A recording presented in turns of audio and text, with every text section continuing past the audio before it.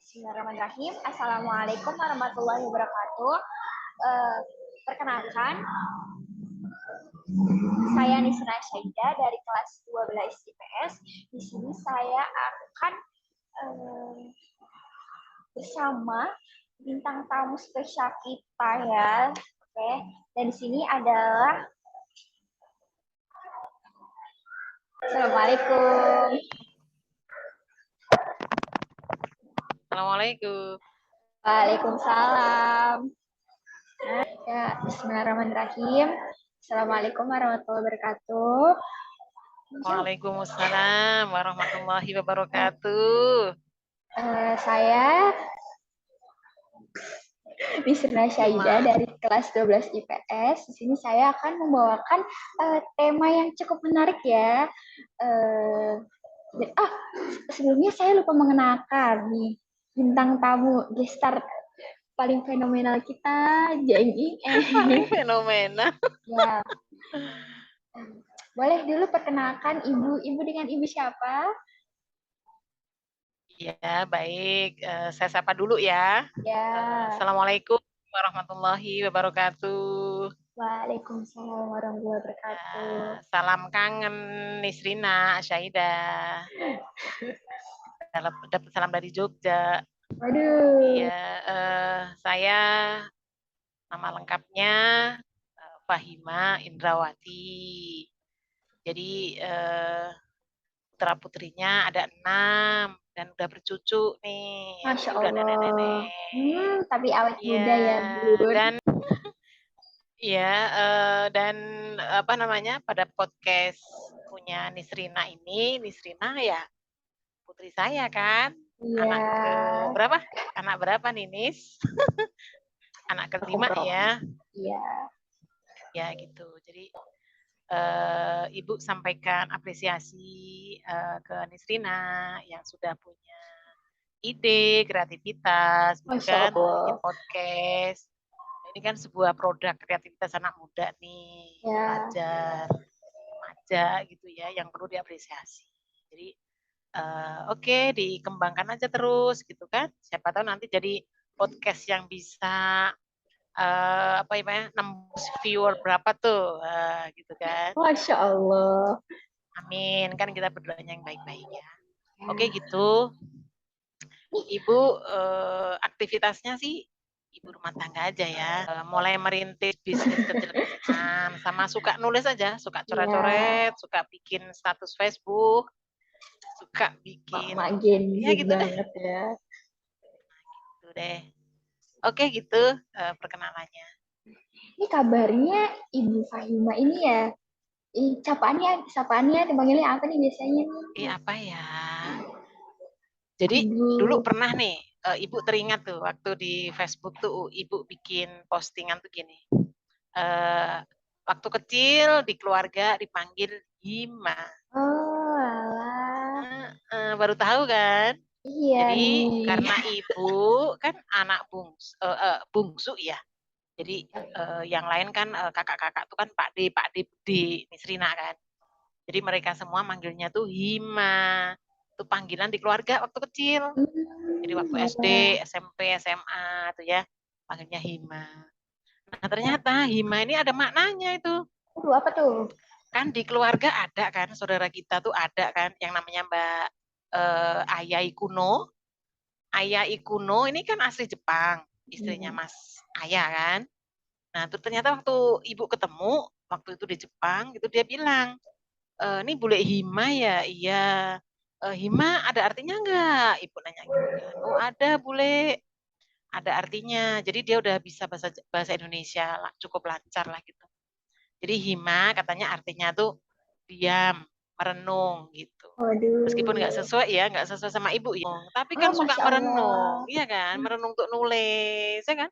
Merenung untuk berpikir, berimajinasi, kan gitu. Jadi ya cukup sesuai. Ya, mereka manggilnya biasanya nama lengkap ya, Fahima.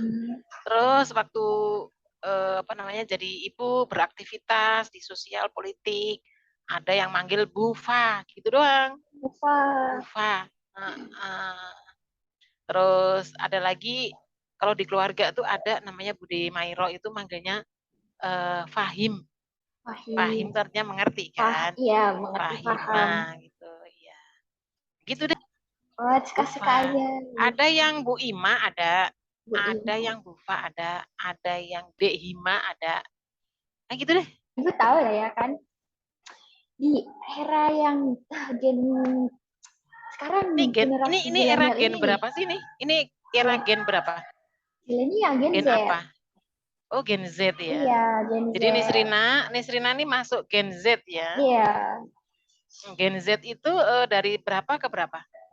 Dari tahun 97 Kelahiran tahun 97 sampai 97.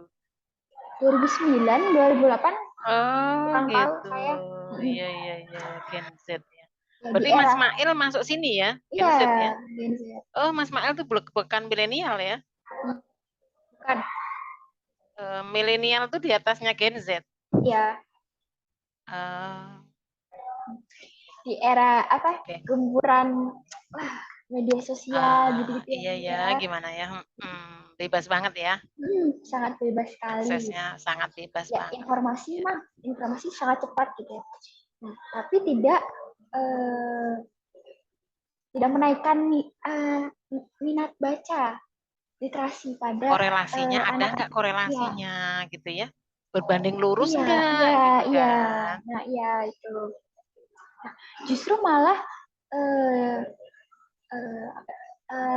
hal itu tuh malah membuat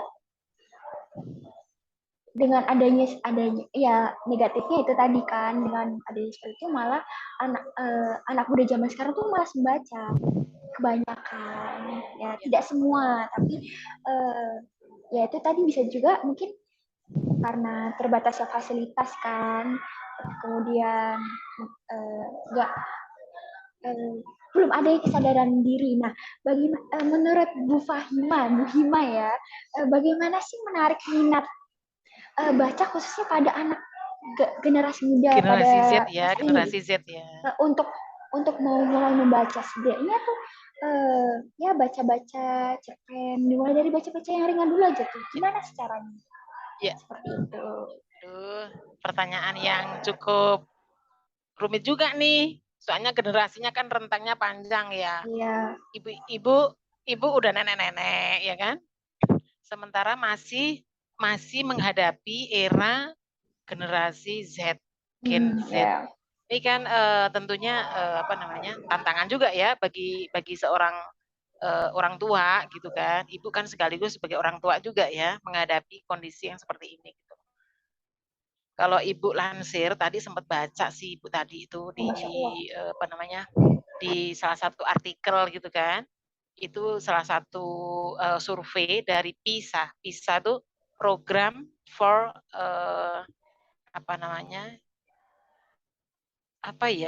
I-nya kok lupa ya Ibu. Program semacam ya program untuk anak muda lah gitu. Jadi namanya PISA.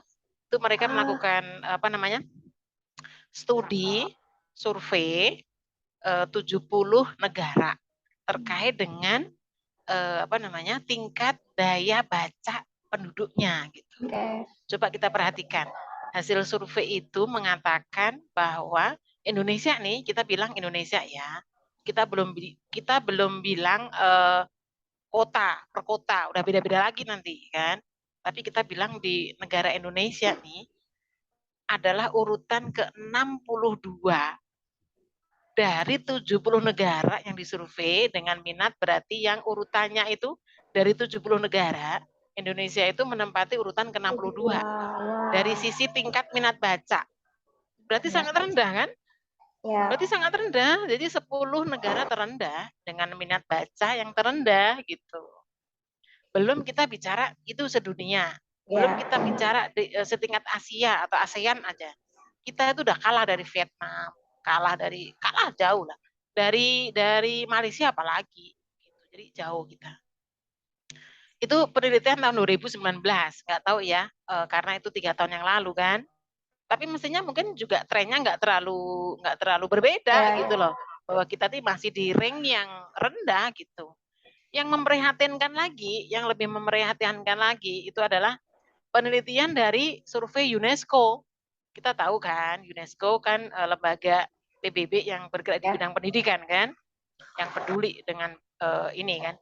Nah itu Indonesia itu tingkat minat bacanya itu 0,001%. Berapa tuh? Artinya bahwa dari 1.000 penduduk, hanya 1 orang yang suka membaca. Bisa bayangin tuh. Jadi kalau sekolah Nisrina ada 1.000 siswa, Cuma 1 misalnya orang. nih, sekolah Nisrina, misalnya nih, ada 1.000 siswa yang punya minat baca yang bagus. Tentunya ada standarnya ya. Yep. Jadi misalnya sehari itu berapa buku atau seminggu berapa buku. Itu dia hanya 1 orang yang punya minat baca sesuai standar. Ya artinya nih kita masih sangat jauh ya. Untuk Indonesia masih sangat jauh. Ini kan PR bersama nih gitu kan. Terus di lain pihak juga faktanya tadi Nisrina bilang bahwa sekarang era sebenarnya kalau dalam bahasa ini itu namanya disrupsi.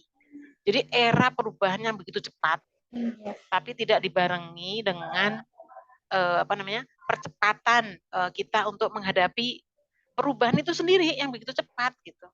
Jadi era digital kan, itu kan begitu cepat. Sekarang misalnya kayak handphone aja kan, dulu 3G, habis itu 4G, sekarang udah berapa tuh? 5G. Sekarang 5G misalnya kayak gitu. Itu kan percepatan yang luar biasa dari sisi teknologi. Dan di lain pihak, saat teknologi itu begitu cepat, digitalisasi itu begitu cepat, tapi tidak berbanding lurus dengan, contohnya gini misalnya ya, tidak berbanding lurus dengan kapasitas kita untuk mengakses informasi yang positif, yang konstruktif, yang bisa membuat kita itu setidaknya memiliki knowledge ya, ilmu, pengetahuan, wawasan gitu. Tidak.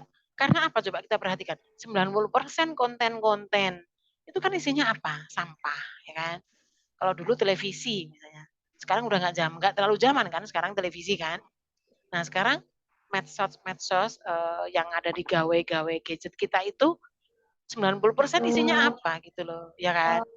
Itu kan ada hoax, ada ujaran kebencian, ada ghibah, ada macam-macam yang itu tidak memberikan sebuah knowledge, wawasan yang membuat kita berkembang, maju gitu. Itu sayangnya seperti itu.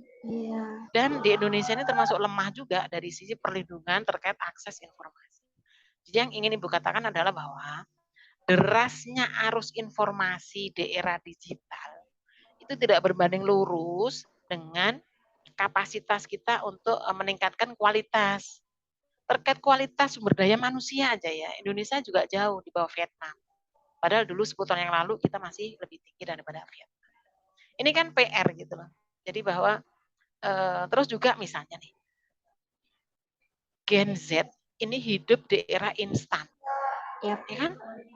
Ternyata tidak hanya mie aja yang instan, ya kan? Ini sudah mulai mengurangi mie instan kan? Ya kan? Ternyata tuh tidak hanya mie aja yang instan, semuanya itu sekarang dituntut untuk instan, seakan-akan seperti itu gitu. Zaman ini seakan-akan menuntut generasi Z ini untuk semua melahap dengan instan. Termasuk ujian aja kan instan. Ya. Sistem SKS misalnya, sistem kebut semalam gitu kan, belajarnya semalam doang, padahal yang harus diujikan beberapa bab itu gimana mau terekam di memori kan kalau kita hanya instan-instan seperti itu. Nah, padahal kalau dalam analisa psikologi, segala sesuatu yang instan itu juga dia cepat terserap sekaligus cepat hilang, cepat tercerabut gitu loh. Misalnya kita makan mie instan nih, nikmat banget kan? Bumbunya nikmat banget. Habis itu selesai minum air putih udah hilang kan? Tapi ada apa? Ada kayak semacam efek adiktif kan. Kita kayak kepingin gitu. Aduh gurihnya, aduh enaknya kan gitu. Nah informasi-informasi yang membanjir itu juga membuat kita cepat memang mengakses. Tapi sedetik atau 2 detik kemudian aja kita udah lupa. Bahkan hanya sekian menit aja kita udah lupa tadi yang kita akses itu apa ya? Ya. Itu kan. Banyak faktor deh. Terus juga kenapa tidak ada minat? selama ini tuh mindset kita sebenarnya ini PR yang paling utama itu adalah mindset, cara berpikir, ya kan? Ini penting banget karena mindset ini akan mempengaruhi seseorang itu mau maju apa enggak, mindset itu akan membuat seseorang tuh mau bergerak apa enggak, mindset itu akan membuat seseorang itu memiliki energi untuk belajar apa enggak, itu mindset. Nah, karena kita udah terbiasa mengakses hal-hal yang instan, sehingga kita kalau dikasih yang serius dikit, kita udah gelagapan, udah Ya angkat benar. tangan, udah menyerah, ya nggak sih? Ya, Generasi Z itu kan kayak setuju. gitu, ya kan? Jadi mudah menyerah, terus mudah angkat tangan, mudah merasa nggak mampu, gitu kan? Merasa lemah, gitu. Kita ingat ya, ada cerita nih, nggak tahu ini benar apa enggak, tapi katanya benar. Kayak Steve Jobs. Tahu kan Steve Jobs? Itu apa sih yang founder Iya, iya founder apa namanya? Ya selama ini kan medsos tuh dikuasai dia kan, gitu loh. iPhone? Meskipun dia udah meninggal ya, udah meninggal bukan? Udah meninggal belum sih? Sebentar. Ya, intinya kita ambil aja ya. Ah, Seseorang yang founder, yang dia notaben oh iya Mi Apple. Apple ya iPhone. Apple, artinya iPhone. Enggak, artinya kan memang beliau Perusahaan bergerak di iPhone. bidang teknologi digital Teknologi ya. kan. Tapi justru faktanya dia melarang anaknya untuk mengakses medsos dengan bebas. Nggak bisa, nggak boleh. Karena beliau tahu betul gitu loh, akses dari teknologi digital ini berbahaya banget kalau memang itu tidak ada saringan, kan gitu kan. Sementara generasi Z itu gitu. Jadi secara apa namanya kematangan psikologis belum matang, tapi dia sudah dihadapkan pada kenyataan fakta dunia yang penuh dengan instan ini. Jadi bayi aja sekarang udah ngerti gadget, udah ngerti handphone, ya kan? Ya benar. Bayi belum belum 1 tahun aja udah ditunjukin hiburan-hiburannya juga lewat handphone. Nah ini kan apa namanya? Kita jadi kalau masa kecil tuh kalau dulu kita waktu ibu masih kecil tuh kan mainannya egrang, bak sodor gitu kan, main Ya. karet, lompat karet. Kan udah nggak ada kayak gitu. Main dakon, ya kan? Terus cublak-cublak suweng, suweng Gak ngiting ada, udah geren gak udah ada. nggak ada. Nggak ada, udah punah. Generasi ini Serina aja juga udah nggak ada. Maksudnya udah nggak ada, udah nggak bisa menikmati kayak gitu. Itu barang langka yang jadinya mahal. Nah ini kan PR-PR yang rumit kalau menurut ibu gitu, karena ini sistem gitu. Jadi sistem yang berjalan sehingga menjadi kultur, dan itu kulturnya tidak hanya dibatasi oleh negara, tapi kan sekarang negara tuh gak ada batas kan. Negara tuh kan hanya batasnya itu kan batas yang sifatnya meskipun teritorial, dia juga batasnya semacam formalitas kan, bahwa ini Ya, institusi ya. negara. Tapi informasi kan gak ada. Kita langsung bisa mengakses apa yang terjadi di Amerika, di Arab, di mana-mana gitu kan. Gitu. Nah, ini peluang sekaligus tantangan buat generasi seusia Nisrina, yaitu generasi Z. Nah, karena itu memang perlu PR, ini PR besar yang harus dikerjakan oleh semua lini. Jadi enggak, oh ini salah dinas pendidikan nih, nggak bisa ngasih kurikulum yang bagus misalnya. Enggak bisa juga. Ini salah nih. Siapa yang punya Facebook tuh? Yang punya Instagram. Nah, kita juga nggak bisa nyalain mereka juga kan gitu. Iya. Jadi memang ini era di mana kita tidak bisa lepas dari percepatan teknologi, tapi sekaligus ini tantangan juga. Kita akan menjadikan teknologi itu sebagai apa? Nah, padahal kalau kita mau membuka mindset kita nih, ya kan? Ya.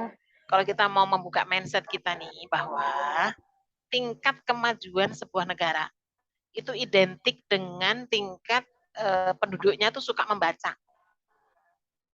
Coba nanti nih Srina lihat tuh di survei coba. Jadi korelasi antara kemajuan sebuah negara, bangsa dengan tingkat kualitas penduduknya. Kualitas penduduk tidak hanya diukur dari sisi ekonomi, pendapatan, kan, tetapi juga dari sisi bagaimana kekuatan literasinya. Gitu. Nah, inilah PR ya. Jadi ini tidak bisa disolusikan oleh satu pihak, tetapi harus bersama-sama. Gitu sih kalau menurut Ibu. Oke. Lama-lama makin menarik ya pembahasannya ya. Gitu. Ya. Ini saya dengar-dengar ya. Saya tahu bahkan ibu ini tuh menulis sebuah buku, betul? Kan istrinya udah Umi kasih Ya sudah, bukunya. iya ya sudah Kan Ibu diterbitkan. udah pernah menghadiahkan kan? Iya. Nah, Ya ini nih, kalau saya lihat dari judulnya tuh gimana ya? Seakan-akan kalau cukup ketika saya cukup ini seperti cukup menggelitik gitu ya. memiliki sepertinya ini judul ini memiliki arti yang dalam. Nah, kalau saya boleh tahu, apa sih filosofi kenapa ibu mau memberikan judul ya daun berbisik itu, dari mana, apa filosofinya? Itu pertanyaannya semakin menarik juga nih. Ya. Jadi gini, ceritanya mungkin sedikit panjang ya. Ya. Jadi sebenarnya ibu tuh pengen satu kalimat saja, satu kata aja Okay. yang melatari kenapa bertekad menulis buku. Satu kalimat aja, terutama buat Nisrina ya, buat anak ibu, Siap. yaitu legasi. Legasi. Legasi itu pewarisan. Pewarisan. Okay. Jadi pewarisan itu kalau orang menilai atau memandang warisan itu yang ditinggalkan tuh harta benda, gitu kan? Apakah seperti itu? Ya memang. Tetapi bahwa kalau orang tua itu mewariskan buku, maka di sana dia mewariskan jendela dunia, kan gitu Masya kan? Allah. Itu sih. Jadi itu yang melatari kenapa ibu berpikir bahwa nanti kalau meninggal, ibu mewariskan sesuatu yang itu bisa abadi. Nama ibu dikenang setidaknya di keluarga, itu kan harum gitu ya, dalam arti oh iya meninggalkan sesuatu kan. Yang bermanfaat. Nah, tapi yang bermanfaat tentunya ya, yang positif. Nah, terlepas dari karya atau menulis buku ini, jadi gini, kalau tadi terkait dengan gimana ya kondisi generasi Z kita kok seperti ini, lemah dalam hal membaca gitu kan. Yang pertama sih ibu dari sisi mindset dulu ya. Ini kan sebenarnya yang menang dalam hal ini pemerintah support system kenapa sampai di titik SD itu sukanya baca koran. Iya, jadi kalau ibunya nenek nih, ya Mbak Huti, kalau nggak langganan koran kan, jadi uang saku ibu itu dibuat beli koran. Itu SD itu ibu udah suka baca majalah Tempo zaman dulu loh itu. Zaman dulu majalah Tempo tuh isinya udah berat-berat, ya ada politik, ekonomi, hukum gitu-gitu. Nah, suka baca koran nih. Jadi korannya waktu itu Jawa Pos gitu. Intinya apa suka baca. Terus ibu ingat waktu SD itu negara-negara seluruh dunia itu ibu apal tuh presidennya siapa, perdana menterinya siapa, benderanya apa gitu karena ibu suka apa membaca intinya gitu aja. Jadi nggak tahu kenapa ya padahal apa namanya di keluarga juga nggak terlalu sih ya maksudnya menunjukkan sebuah apa namanya value ya lingkungan yang dukung untuk membaca enggak juga. Cuman memang Mbak Huti itu punya musola. Jadi ibunya ibu itu jadi itu di lingkungan situ tuh satu-satunya musola yang ada saat itu. Jadi memang kita terbiasa baca Quran gitu kan, tadarusan gitu itu saya pikir orang tua sudah memberikan apa namanya keteladanan yang baik ya gitu. Nah, itu yang pertama ya. Jadi memang suka membaca itu memang harus ditumbuhkan sejak kecil. Nah, caranya bagaimana? Caranya ajak anak itu terlibat. Jadi misalnya kalau jalan-jalan nggak hanya ke gunung, ke pantai, tapi ke perpus, ke toko buku. Biarkanlah anak itu menikmati apa misalnya sukanya komik, nggak apa-apa juga gitu. Yang penting dia masuk kan gitu. Yang penting baca. Yang penting baca. Nah, padahal kalau kita tahu wahyu pertama yang turun itu kan Iqra ya. Bacalah kan. Nah, tapi kenapa nih umat Islam nih? Apa namanya? Rendah gitu kan daya bacanya gitu. Nah, ini kan menyedihkan ya. Gitu sih. Terus juga kalau menurut Ibu lagi yang perlu ditumbuhkan supaya minat itu ada. Kalau Ibu sih lebih ke fakta ya. Jadi kasih contoh aja orang tua tuh. Jadi kalau anak nggak suka baca, oh orang tuanya dilihat orang tuanya suka baca. Ya, pasti anak kan ya. Jadi anak itu apalagi balita ya, itu kan dia mencontohnya tuh 80%. Jadi orang tua menjadi role model kan untuk anak-anaknya. Jadi kalau melihat orang tuanya pegang buku, baca Quran, pasti anaknya juga akan terbentuk ya lingkungan yang juga mendukung untuk suka buku. Gitu. Terus dari lingkup keluarga ada baiknya rumah yang ideal itu kan rumah yang punya rak buku gitu, meskipun nggak perpustakaan khusus ya kan, tapi bawa buku itu entah dibaca apa enggak, yang penting ini ada adalah aja. lingkungan yang itu mendukung support untuk ada buku.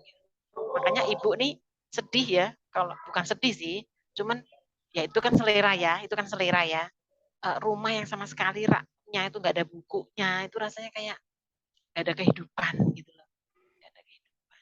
Makanya ibu tuh paling seneng kalau rumah tuh ada buku sama ada tanaman, bunga-bunga.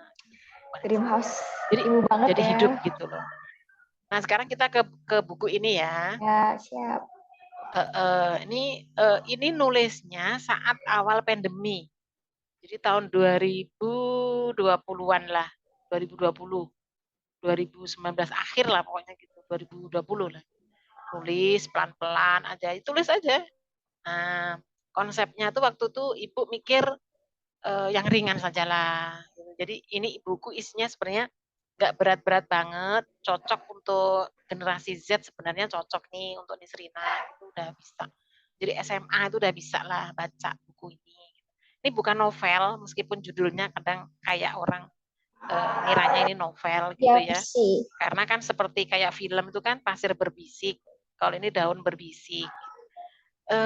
Nggak tahu kenapa tiba-tiba ada aja ide ini gitu, tahu-tahu twing gitu ketemu judul ini gitu. Ibu mikir menarik juga nih gitu.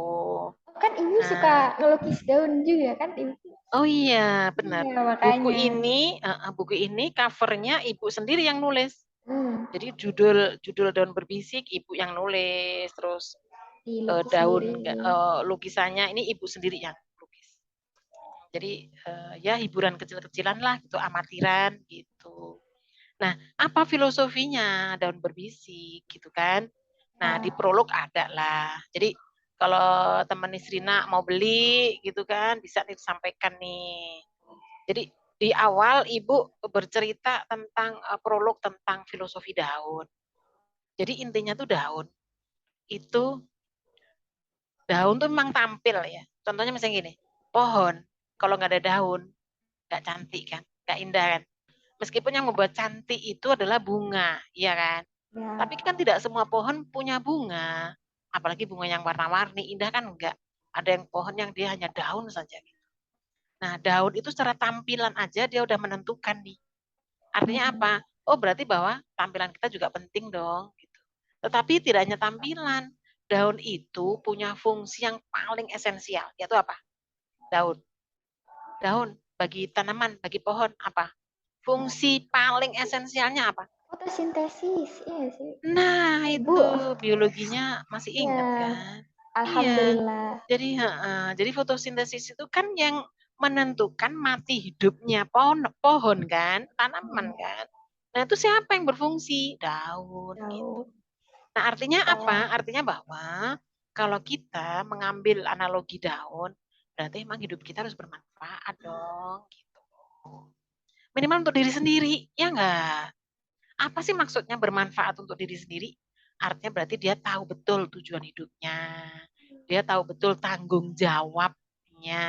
Gitu kan? ya, Jadi hidup ini kan dipertanggungjawabkan. Nanti gimana pertanggungjawaban kita?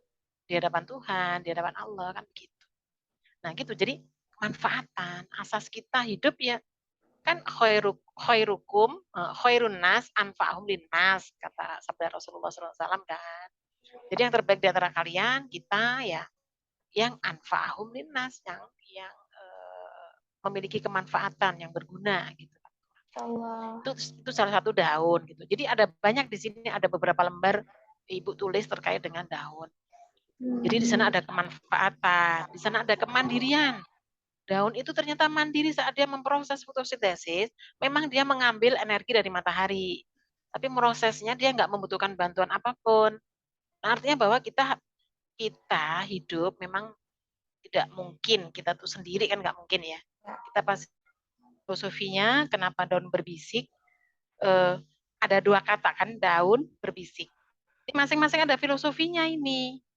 Jadi kalau daun terkait dengan kemanfaatannya, terkait dengan bahwa dia bisa mandiri, terkait bahwa dia memberikan kelestarian lingkungan dunia ini kan dari apa? Dari daun kan. Terus juga bagus banget nih. Bagus banget ada satu kalimat quote yang bagus nih Srina. Jadi daun tidak pernah membenci angin. Saat dia gugur berjatuhan dan dia menjadi sampah, itu dia tidak pernah ibaratnya kayak kita nih, saat orang lain akan menghancurkan dan kita menjadi jatuh, kita menjadi gugur, kita menjadi terpuruk gitu kan. Orang yang berjiwa besar itu tidak menyalahkan siapa-siapa, tidak menyalahkan orang lain, ya kan? Dia akan mengevaluasi dirinya sendiri, kan gitu ya, daun. Jadi daun tidak pernah membenci angin, tidak pernah menyalahkan angin. Terus lagi, daun, saat dia jatuh, apakah dia jadi sampah? Tidak. Justru dia jadi humus, ya kan? Artinya apa? Ternyata saat kita jatuh pun gitu loh, kita ini bukan manusia yang udah selesai dengan hidup kita. Kita ini diberi kekuatan kan oleh Allah untuk terus bangkit, untuk terus memberikan kemanfaatan tadi gitu. Jadi sampai gugur pun daun tetap memberikan kemanfaatan, jadi humus gitu kan. Jadi artinya jangan meremehkan, artinya bahwa kita tidak boleh diremehkan, tapi kita juga tidak boleh meremehkan orang lain kan.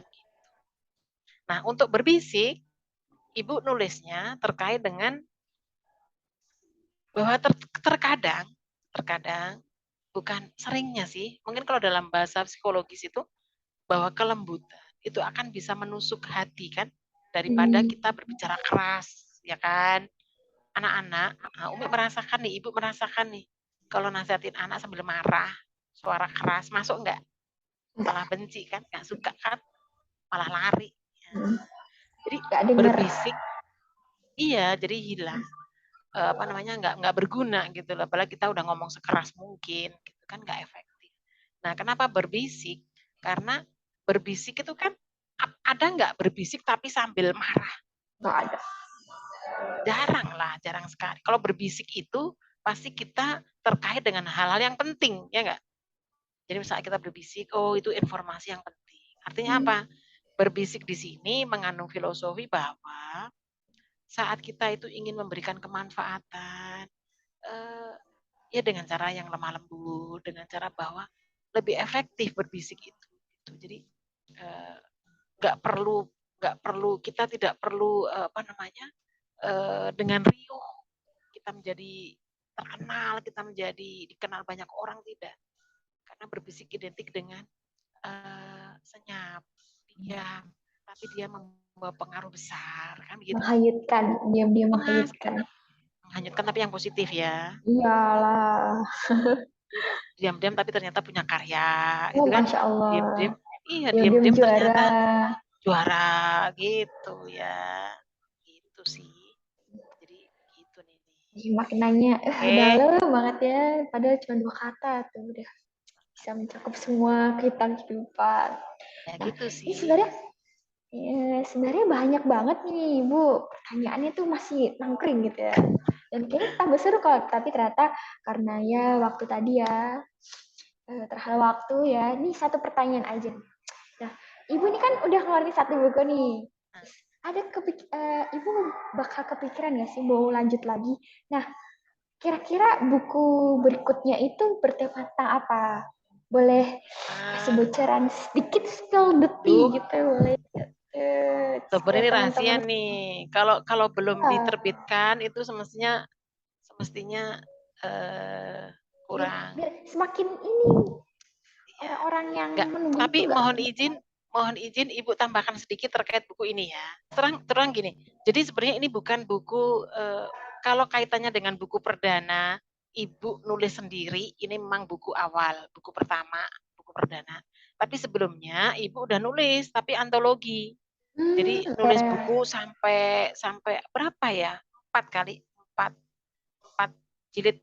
Yang itu tapi bareng-bareng rame-rame gitu. Jadi kita nyerahin naskah ke editor, kita bikin bareng-bareng. Nah, itu kemarin fokusnya Ibu ke parenting gitu. Kayak misalnya usaplah gadgetmu untuk anakmu, misalnya kayak gitu. Terus ayah di madrasah keluarga gitu-gitu. Tapi itu bareng-bareng.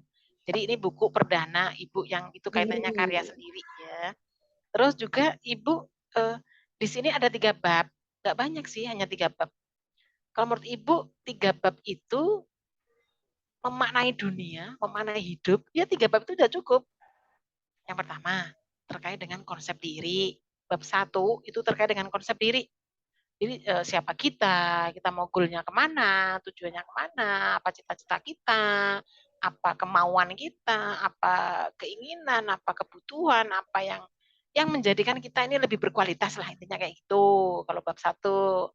Nah, bab 2 itu bicara tentang nih pasti Nisna suka dan semua anak muda pasti suka dan semua orang pasti suka karena ini nggak ada usangnya.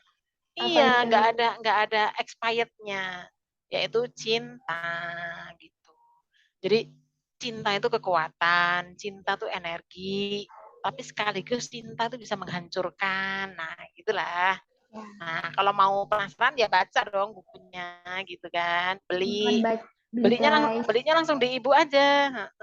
Gitu. Terus yang bab 3 itu terkait dengan harapan. Jadi manusia itu kan dia harus optimis. Berarti dia harus punya harapan kan gitu kan. Harapan untuk apa? Ya kalau muslim berarti dia harus punya harapan untuk husnul khotimah kan gitu. Bagus nih, ini Srina, mau denger nggak? Quote bagus dari Mark Manson yang menulis buku tentang ambyar itu loh. Atau ini loh, apa namanya? Apa namanya? Bukunya yang fenomenal itu ya. Jadi apa namanya? Kok lupa ya, Ibu? Ada 2 itu. Aduh, lupa Ibu. Jadi Mark Manson namanya. Dia nulis gini, bagus banget itu. Jadi lawan kata dari kebahagiaan. Lawan kata bahagia apa sih? Ayo, apa namanya? Antonim dari kebahagiaan, bahagia. Sedih kan? Kesedihan. Sedih ya? Bukan. Apa tuh? Kalau kata Mark Manson itu lawan kata dari kebahagiaan itu bukan kesedihan, tapi hilangnya harapan. Keren nggak? Banget. Hilangnya harapan. Jadi tidak hanya sekedar sedih, tapi saat seseorang itu kehilangan harapan, berarti sebenarnya dia udah selesai kan. Jadi jangan sampai kita kehilangan. Alhamdulillah. Itu sih dari buku ini. Terus terkait dengan next, Ibu tetap bertekad. Ya, Ibu tetap bertekad bahwa Ibu pengen tetap terus berkarya. Meskipun banyak hambatan ya, karena Ibu nih merasa Ibu nih mudi, orangnya mudi. Jadi mut-mutan, Ya. kemudian gitu. Ternyata menulis itu tidak mudah ternyata. Jadi kalau dipaksa untuk menulis tapi nggak mood ya nggak akan keluar juga idenya gitu. Tapi tipsnya apa? Tipsnya tuh hanya 3. Mau dengar? Tips supaya kita mau, berani, dan bisa menulis. Apa tipsnya? 3. Yang 1 menulis, yang 2 menulis, yang 3 menulis. Tulis aja jadi. Kok? Ya iya emang harus ditulis. Nggak bisa diangan-angan doang dalam pikiran. Ya nggak bisa lah. Tulis. Harus ditulis apapun, sejelek apapun. Nggak usah ngelihat jeleknya, nggak usah ngelihat kualitasnya, nggak usah ngelihat ini nanti gimana, takut apa. Enggak, udah pokoknya tulis. Nah itu sih. Jadi nggak ada tipsnya. Orang secanggih apapun, penulis hebat apapun, nggak ada tips. Kecuali tipsnya itu tadi 3. Menulis harus tulis gitu. Nah karena itu. Jadi karena tadi Ibu ingin terus memberikan pewarisan yang baik kepada anak cucu, kepada generasi, jadi Ibu tetap ingin menulis. Nah tulisan berikutnya ini tentang dunia perempuan lah nanti. Doain ya, doain Amin. deh. Sebenarnya tuh targetnya tahun ini, tapi ternyata nggak kelar juga gitu karena butuh effort sih, butuh upaya cukup berat. Terus Ibu juga udah punya nih judul-judul berikutnya gitu. Iya. Tapi Ibu pengennya dikemas dengan yang ringan sih gitu. Misalnya sejarah tapi yang ringan. Itu kan tantangan ini gitu. Nah, itu tadi jadi karena mudian gitu jadi agak gitu. Yang udah terbersit sih berikutnya itu buku tentang motivasi juga sih. Filosofi kehidupan lah ada gitu. Ada yang jelas tetap punya tekad Next untuk terus menulis ya, itu aja. mantap. Boleh Tulis sekali. gitu deh. Nah, gitu ya. Jadi semoga ini menjadi inspirasi untuk anak muda. Sangat menginspirasi. Nah, gitu kan. Jadi agar ayo dong, ibu aja bisa, apalagi Ninis gitu, apalagi Ninis Rina gitu. Ninis aja. Ya, apalagi Ninis gitu kan. Jadi apa aja tulis aja. Entah itu novel, entah itu cerpen, entah itu fiksi, apapun tulis aja dulu. Yang penting tulis aja dulu gitu. Nah, Kalau tulis, nanti Ibu kalau tulis semisal kegiatan hari ini apa aja kayak diary gitu. boleh aja. Jadi gini, menulis itu kan tidak boleh dibatasi ya. Dalam arti memang ada pakem-pakem sih aturan-aturan, tapi kan itu nanti. Karena kalau di awal kita udah dibatasi dengan pakem, kita akan hilang kreativitas kita. Jadi yang pertama adalah ini aja, ditulis aja gitu. Nanti perkaranya nanti akan dibaca orang apa tidak. Nah, itu kan perlu polesan, perlu bantuan orang, Makanya perlu lah editor ya. gitu kan, gitu. Jadi perlu nasihat, perlu masukan, perlu advice dari orang yang lebih ahli gitu. Gitu sih. Kalau menurut Ibu, warisan yang paling berharga ya buku. Gitu. Buku. Ya akhirnya Oke, kita gitu sudah ya. di penghujung waktu ya, di penghujung acara. Ini banyak sekali ya, sungguh Ibu Paima ini sangat menginspirasi ya dari awal tuh Nggak usah bener-bener berlebihan gitu. kali, biasa aja. Ini bener kok. Terus dari gimana apa cara kita yang meningkatkan minat baca untuk anak zaman sekarang ya tadi dengan mindset yang positif kita terus ya ada kesadaran diri juga Betul, tentunya betul. terus akhirnya Teladan, membahas role model juga penting. role model ya Ya. betul juga role model punya role model yang baik tentu saja kan nah terus dilanjut bahas buku ibu ya, bahas filosofi Daun. ternyata daun ternyata yang mungkin kita lihat itu daun doang biasa apa ya biasa gitu ternyata ya tadi ternyata mempunyai sisi makna yang dalam terus luar biasa pokoknya tuh untuk sesi kali ini ya lain waktu Pasti, insya Allah. pasti insya Allah oke ya terima kasih saya mengucapkan terima kasih banyak-banyak kepada Ibu Faima yang sudah mau sharing-sharing ya menyalurkan kebermanfaatannya buat teman-teman yang lagi nonton ya. Sama-sama ya, semoga apa yang Ibu sampaikan bisa diterima oleh anak-anak muda, khususnya Gen Z ya. Mudah-mudahan bahasanya juga tidak terlalu jadul, mudah-mudahan ya. Enggak. Jadi bisa dimengerti gitu, bisa dimengerti. Dan yang terpenting yaitu tadi ya, mungkin sekaligus closing statement sedikit ya. Jadi jangan pernah lelah capek untuk belajar. Jadi kalau belajar identik dengan membaca. Membaca tuh sebenarnya dari mana aja bisa. Cuma memang kalau buku itu kan dia prototip yang dia lebih orisinil ya. Kalau buku sebenarnya kita bisa aja baca di mana-mana, di medsos di apa. Tapi yang jelas kita harus punya daya saring. Daya saring. Ini membawa kemanfaatan apa tidak gitu kan. Ya. Berhibur boleh gitu kan, tapi yang tetap dalam keseimbangan gitu kan, gitu sih. Terus tetap semangat anak muda gitu Jangan kalah sama nenek-nenek. Oke. Ya, cukup Oke, gitu sekian. ya. Baik. Terima Ya. kasih, Umi, Pak Yuma. Iya. Terima kasih sayang, sudah diberikan kesempatan. Oke, begitu ya. Yuk. Assalamualaikum. Waalaikumsalam. Dah. Udah. Terima kasih, Umi. Dadah. Yuk, Assalamualaikum. Dadah. Waalaikumsalam.